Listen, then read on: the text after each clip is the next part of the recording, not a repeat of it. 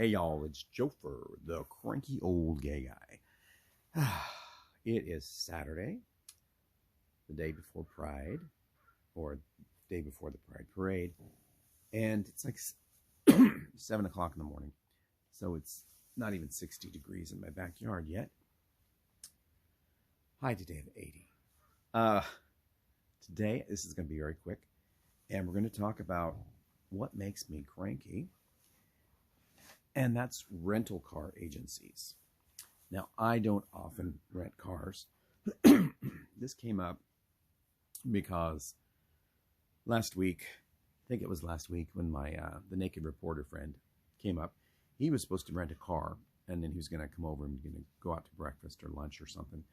And the day he got here, we were texting, and he didn't get the car, and he was going to take the train, the light rail, but it would take him like an hour to get to a station anywhere near here, and then I'd have to go pick him up, or he could spend another hour on a bus.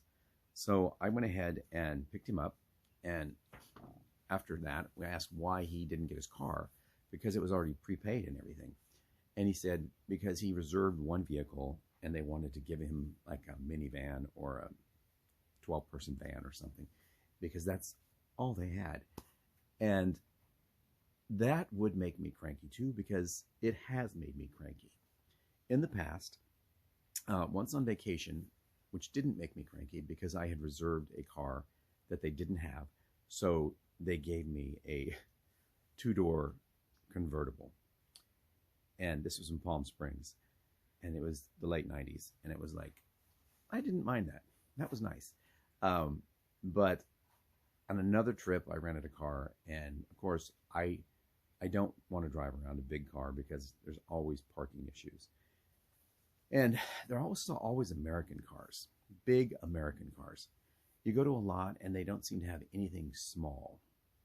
I mean, not subcompact. I insisted when I was renting a car, I picked out what I wanted at one point on this vacation, and I got there, and they didn't have any. It's like, where's the car I reserved? And they said, well, we could offer you this full-size luxury sedan. It's like, no, I don't want that. So they booked me into a Yugo. This is many years ago. And a Yugo is about the size of, it's like if you were to put a driver's seat. It's like one of those small, it almost looks like an old British car. They're really tiny ones, that are only 8 feet long, 7 feet long. It was, what is the little one right now? I think it's a French vehicle. It's smaller than that. Gosh, I don't know why it's not coming to mind, because it's right here. Or maybe it's on this side.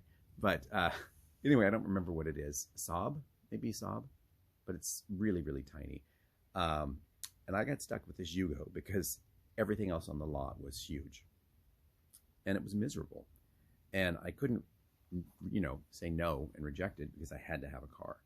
And that's what's happened locally here. I don't think I've rented more than 7 or 8 cars here. And it's always because when my car goes in the shop, I had to have a car to drive around.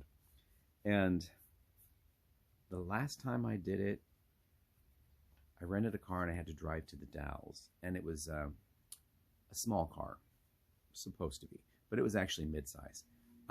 I took it anyway because I'm going to be parking in a neighborhood, so it's not an issue there. And I knew I was only going to have it for 3 days, and only one of those was a work day where I'd actually have to drive and park in a city. It got really bad gas mileage. The windshield was cracked. And when I came back from that first day of driving it from the Dalles, a little crack like this had spread all the way up to the top. So I called the rental agency, and they said, just take it back to any drop-off point, wherever we have a service. So the airport in Portland was on the way home. I could just take a different exit, and then I lived past the airport, so it wasn't an issue. And I had to go through all of these lines and wait and wait and wait while all these rental cars are being returned to the airport, and people are out there washing them and stuff. And when I finally got up and talked to somebody, they said, "Oh, it's got a cracked windshield." And I said, "Yeah." And I called as soon as I saw the crack before I went anywhere. And you guys, the company said, "Just when you get back, turn it in." And he goes, "But it's damaged." And I said, "They said it wouldn't be a problem." And I gave him the number they told me to tell them. It's like a confirmation number that I'd already filed a report on this. And he looked it up and goes, "Yeah, we can't take the car back. You're going to have to take it back to the place you rented it from." I said, "Well, you are." And he goes, "Yeah, but you didn't rent from this location." So I had to leave the airport. So I wasted an hour and then drive down in the middle of Portland to a subterranean basement of some hotel where there was one person working who didn't give a crap about anything, and it was hot and it was dark, and like I said, he just wasn't super helpful. And I told him the issue, and he goes, this is how he looked the entire time.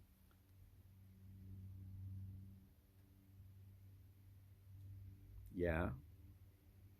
And I said, "Well, I need to turn this in and I need to get a replacement." And he goes, "Did you reserve a replacement?" And it's like, "No, this just happened." And he goes through his cars and he again tried to offer me a large sedan, and I think those are always available because no one wants them. And then he wanted to give me a minivan, and I said no. And they had like a big Ford snub nose van, and I said no. And I ended up getting what was it? It was a Toyota, which was okay, and it was a little bit bigger than midsize. It was like their luxury something, like a Camry. So it was still not something I want to drive around and try to parallel park in tight spaces. But I only had one more day till I got my car back, and I went ahead and agreed to it. But that whole ordeal at the rental place in this basement or sub-basement, it took almost an hour. I had to fill out paperwork. I had to wait for him to check in 12 other cars. Like I said, he was there by himself. This kid was like 18, and like I just didn't care. And it was probably the worst rental experience I'd had because, again, I didn't get the car that I had reserved, and then I had to put up with this kid's. Yeah. Anyhow, that's what I was cranky about, and that came to mind because I was driving on the freeway yesterday, and the freeway was stop and go, and it's like, oh, it just took me back to a time when I was miserable. And that's all I got for you today. So, stay cranky, my friend. Stay cranky. Bye-bye.